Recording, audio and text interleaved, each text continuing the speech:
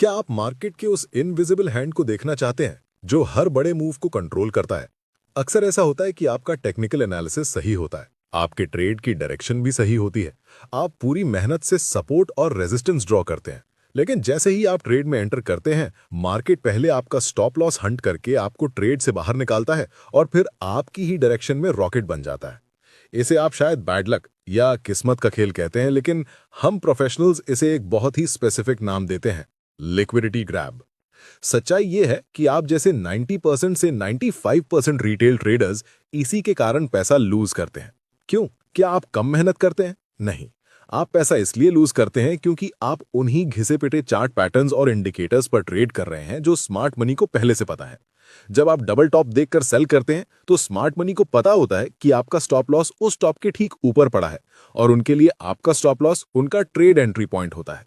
इसलिए आज हम स्मार्ट मनी कॉन्सेप्ट्स के सबसे पावरफुल और फंडामेंटल टूल ऑर्डर ब्लॉक्स को डिकोड करेंगे।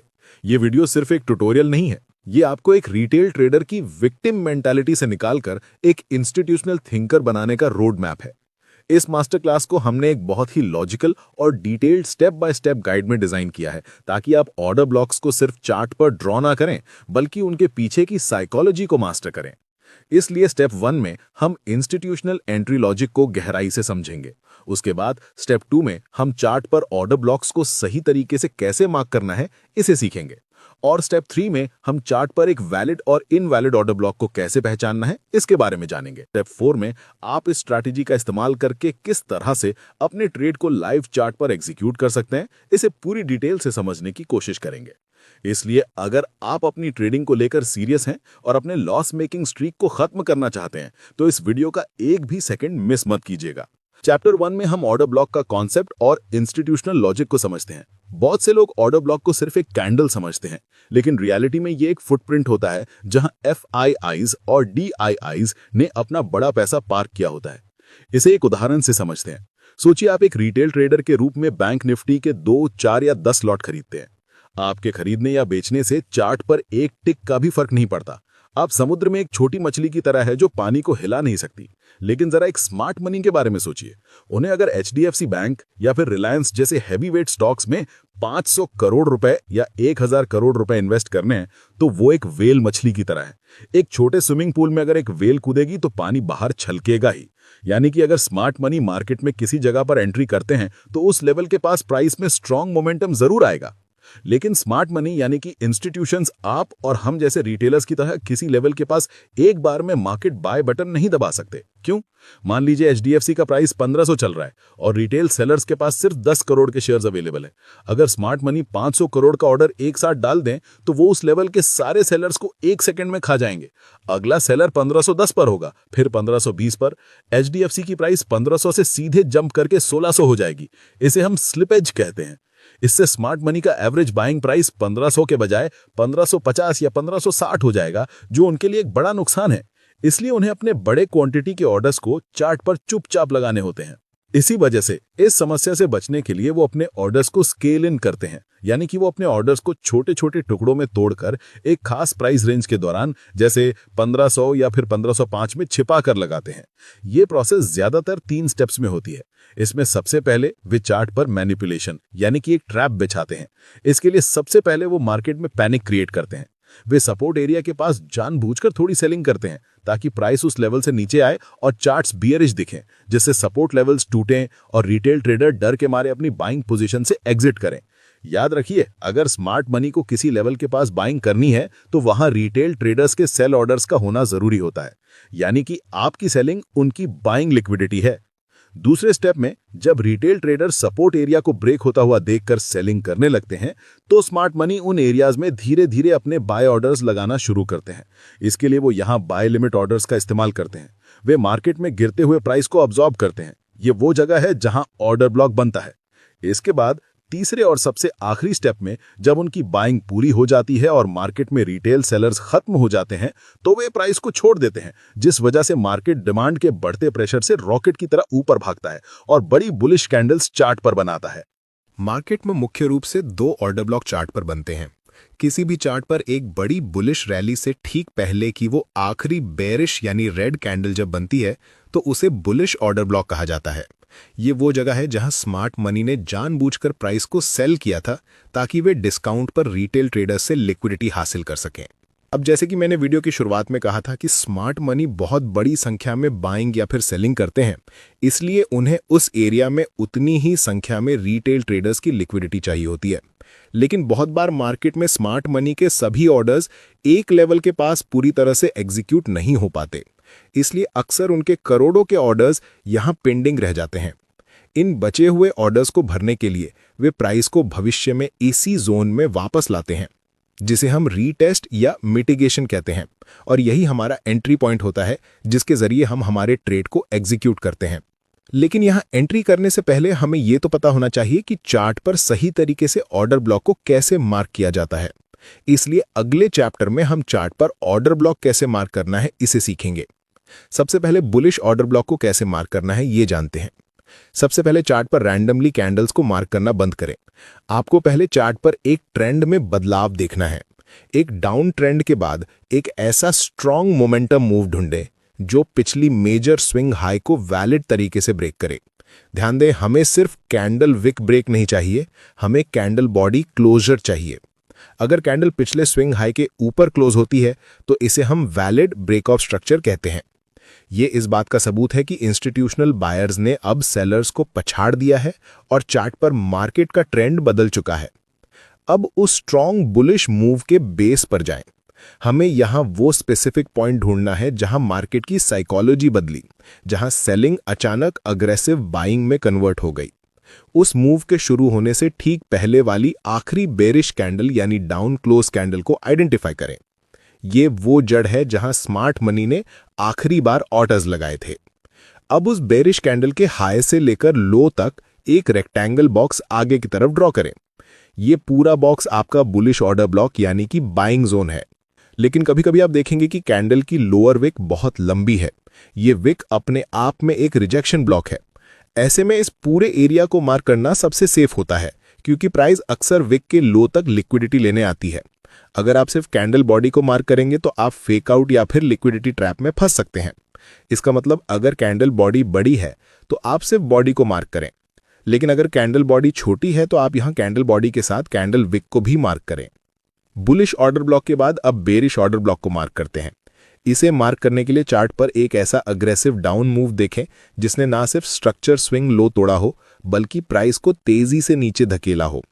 प्राइस में स्पीड होनी चाहिए, जैसे कोई भारी चीज बिल्डिंग से गिरी हो। यह कंफर्म करता है कि सेलर्स अग्रेसिव हैं और वो प्राइस को ऊपर नहीं रहने देना चाहते। इस गिरावट के शुरू होने से ठीक पहले की आखिरी बुलिश कैंडल को पहचानें। ये वो ट्रैप है जहां स्मार्ट मनी ने प्राइस को ऊपर पुश किया था ताकि ब्रेकआउट ट्रेडर्स को फंसा सकें और फिर वहां से मार्केट को डंप कर दिया।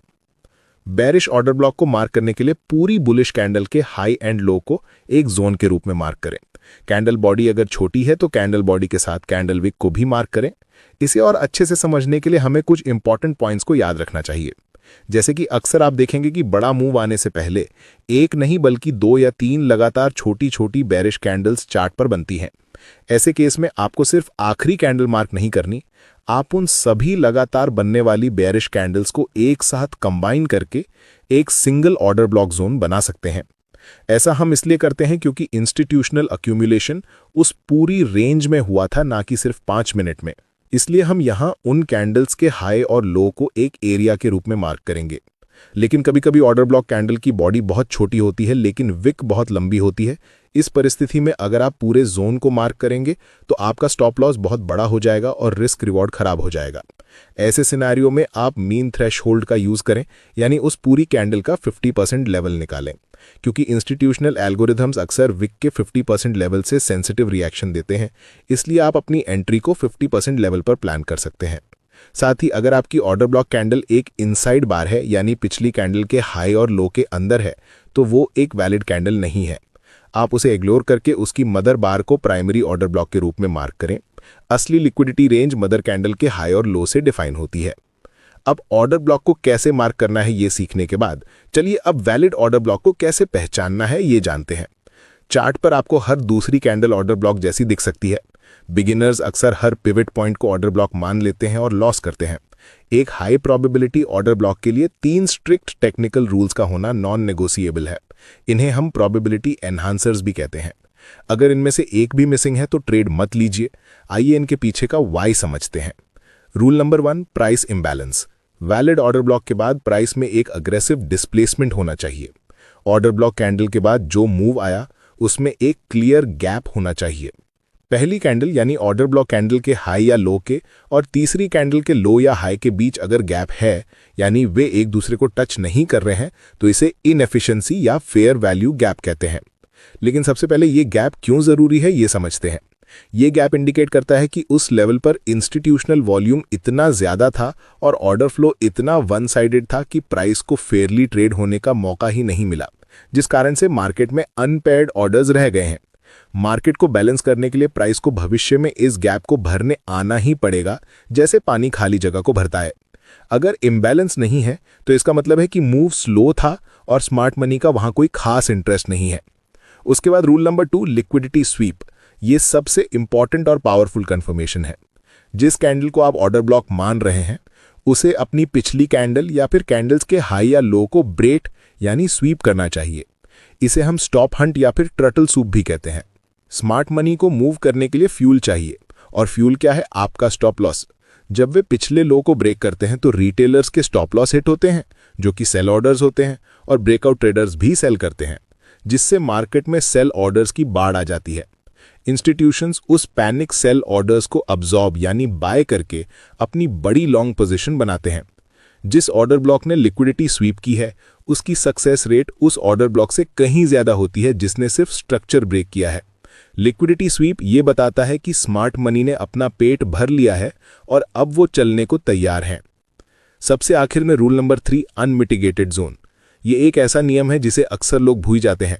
कोई भी ऑर्डर ब्लॉक अनमिटिगेटेड होना चाहिए। मतलब ऑर्डर ब्लॉक बनने के बाद प्राइस को उस जोन में वापस आकर उसे टच नहीं करना चाहिए। वो जोन फ्रेश होना चाहिए। ऑर्डर ब्लॉक इसलिए काम करता है क्योंकि वहां स्मार्ट मनी के पेंडिंग ऑर्डर्स बचे होते हैं। अगर प्राइस पहले ही वहां आ चुकी है और जोन को टच करके ऊपर जा चुकी है तो इसका मतलब है कि वो पेंडिंग ऑर्डर्स पहले ही फिल हो चुके हैं। वो जोन अब मिटिगेट हो चुका है। एक मिटिगेटेड जोन पर दोबारा ट्रेड लेना हाई रिस्क है, क्योंकि अब वहां स्मार्ट मनी का इंटरेस्ट खत्म हो चुका है। हमें ट्रेड एंट्री लेने के लिए हमेशा फ्रेश जोन चाहिए। इसलिए ऑर्डर ब्लॉक को मार्क करने के बाद ट्रेड एंट्री करने से पहले आपको इन चेकलिस्ट को जरूर चेक करना है, जिसके लिए आपको खुद से 3 सवाल पूछने होंगे। सवाल नंबर 1, लिक्विडिटी स्वीप। क्या जोन बनने से पहले स्टॉप्स हंट हुए हैं और लिक्विडिटी स्वीप हुई है?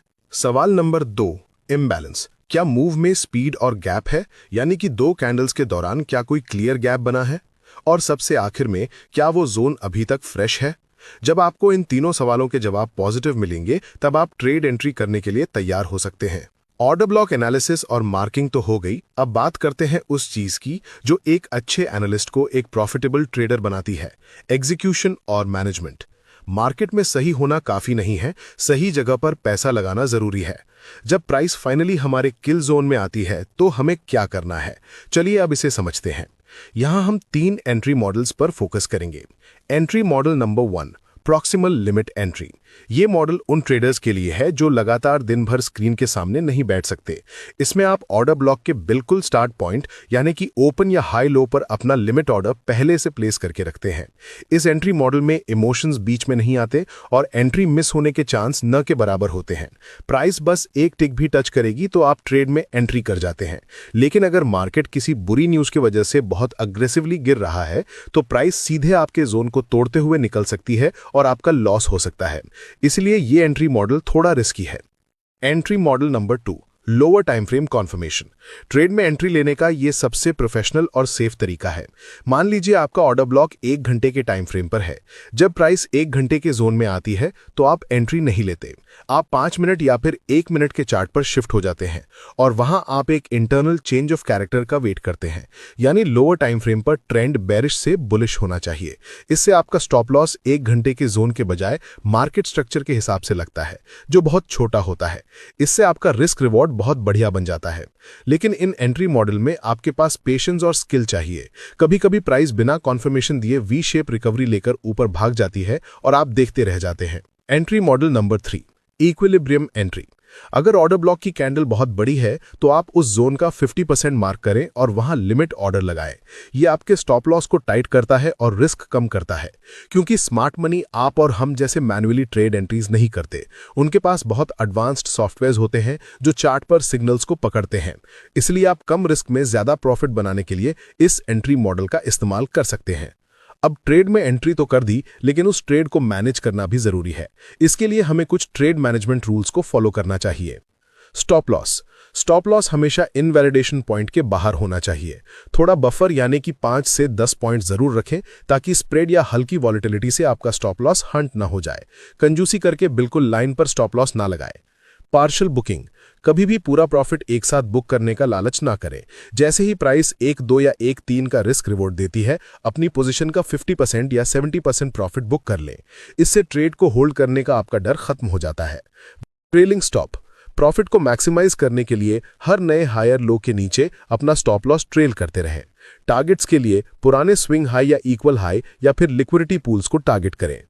पोजीशन साइजिंग, कभी भी एक ट्रेड पर अपनी कैपिटल का 1 या 2% से ज्यादा रिस्क ना लें। अगर आपका स्टॉप लॉस बड़ा आ रहा है, जैसे पूरा जोन मार्क करने पर, तो अपनी लॉट साइज कम कर दें। याद रखिए, ऑर्डर ब्लॉक कितना भी अच्छा क्यों ना हो, वो फेल हो सकता है। मार्केट में कोई गारंटी नहीं है। कैपिटल प्रोटेक्शन आपकी पहली और आखिरी प्राथमिकता होनी चाहिए।